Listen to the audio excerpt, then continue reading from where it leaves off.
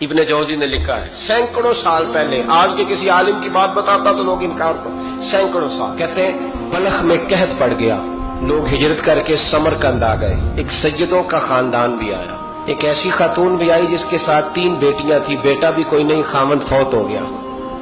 مسجد کے ساتھ مہمان خانے بنے ہوتے تھے، وہاں اس نے بچوں کو ٹھہرایا اور نکلی سمرقند میں کہ کوئی آدمی مل جائے اور اس سے کہوں کہ تھوڑی سی مدد ہو۔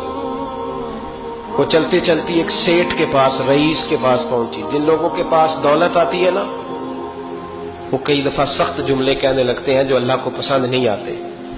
وہ سیٹھ کے پاس گئی تو جا کے کہنے لگی میں غریب ہوں، پریشان ہوں، بلخ میں قحط ہے، سارا زمانہ جانتا ہے، تو میں اس لیے سمرقند آئی ہوں، بیٹیوں کا ساتھ ہے، نہ رہنے کو جگہ ہے، نہ کھانے کو روٹی ہے، نہ پہننے کو کپڑا ہے، مہربانی کر تھوڑی مدد کر۔ کہنے لگا ہو کون؟ تو اس سید زادی نے کان آگے کر کے، ہاں کسی پہ بھی حالات سخت آ سکتے ہیں، اللہ سے ڈرنا چاہیے، کان آگے کر کے نہ کہنے لگی میں سید زادی اور یہاں میرا اپنا کوئی نہیں، مہربانی کر۔ تو وہ سیٹھ صاحب، چودھری صاحب کہنے لگے مجھے کیسے پتا چلے گا تو سید ہے؟ تو سید زادی نے اپنا پلو کھولا اور اپنے آنسو دونوں آنکھوں سے صاف کیے تو کہنے لگی اللہ تیرا بھلا کرے، میں ثابت نہیں کر سکتی کہ میں حضور کا خاندان، میرے پاس کوئی دلیل نہیں، میں نہیں بتا سکتی، چل ٹھیک ہے، چلی گئی۔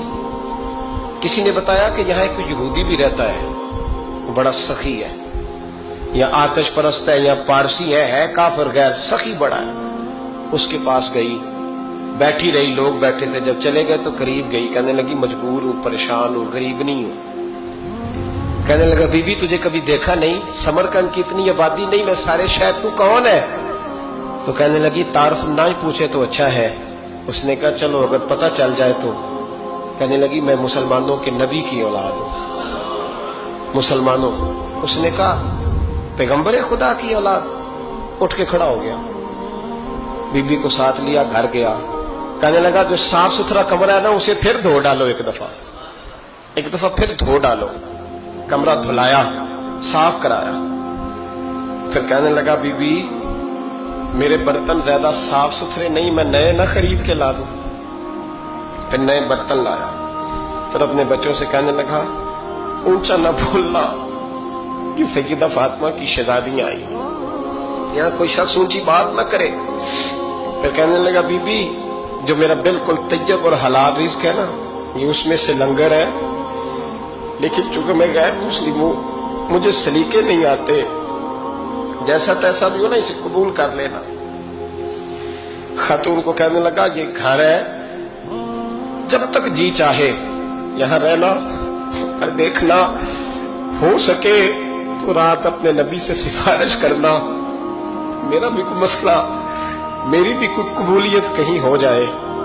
وہ مسلمان کہلانے والا رات کو سویا، کہتے جنت سجی ہوئی ہے، لوگ جنت میں جا رہے ہیں، لائنیں لگی ہوئی ہیں، نبی پاک لوگوں کو جنت میں بھیج رہے ہیں۔ میں بھی دوڑ کے لائن میں لگ گیا، فرشتے نے میرا بازو پکڑا، کا پیچھے ہٹ، تو میں دوڑ کے حضور کی بارگاہ میں گیا، میں حضور سارے جنت میں جا رہے ہیں، یہ مجھے نہیں جانے دیتا۔ نبی پاک نے فرمایا تو کون ہے؟ کہ یا رسول اللہ میں مسلمان ہوں۔ کہتے حضور مجھ سے فرمانے لگے کوئی دلیل ہے تیرے پاس؟ دلیل ہے کوئی تیرے پاس؟ میں چپ کر گیا۔ فرمایا میری بیٹی تیرے دروازے پر آ ہی گئی تھی تو دلیلیں پوچھنے لگ گیا تھا۔ ہم جا دوڑ جا، سویرے آنکھ کھلی تو گلیوں میں ڈھونڈتا پھرتا ہے، تلاش کرتا پھرتا ہے، کونے کونے میں جاتا ہے وہ سادات کا گھرانہ کہاں گیا، ڈھونڈتے ڈھونڈتے اس غیر مسلم کے دروازے پہ جا کے پہچان لیا تو کہنے لگا خدا کا واسطہ جو تو نے نوکری کی ہے نا ان کی مجھ سے 11 گنا لے لے، یہ سادات کا گھر مجھے دے دے۔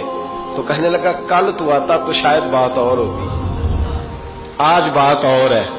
اس نے کہا مہربانی کر، کل نہیں کل تو آتا تو معاملہ اور تھا، آج معاملہ آج اور ہے، رنگ بدل گیا ہے، حالات تبدیل ہو گئے ہیں، اب تو دیکھ داکھ کے آیا، جا دوڑ جا۔ کہنے لگا نہیں مہربانی کر، دے دے، تو غیر مسلم میں تیرا کیا تعلق؟ کہنے لگا چپ کر، غیر مسلم میں کل تک تھا، کل سے سجدوں سے پیار کیا ہے تو میرے حالات سنور گئے ہیں، وہ جو نظارے تو نے رات خواب میں دیکھے ہیں میں نے جاگتی آنکھوں سے دیکھے ہیں، میں نے جاگتی آنکھوں سے۔ اور تو نے کسی مفتی پیر عالم کے ہاتھ پہ کلمہ پڑھا ہے، میں نے رات محمد عربی کے ہاتھ پہ کلمہ پڑھا، رسول اللہ کے ہاتھ پہ کلمہ پڑھا۔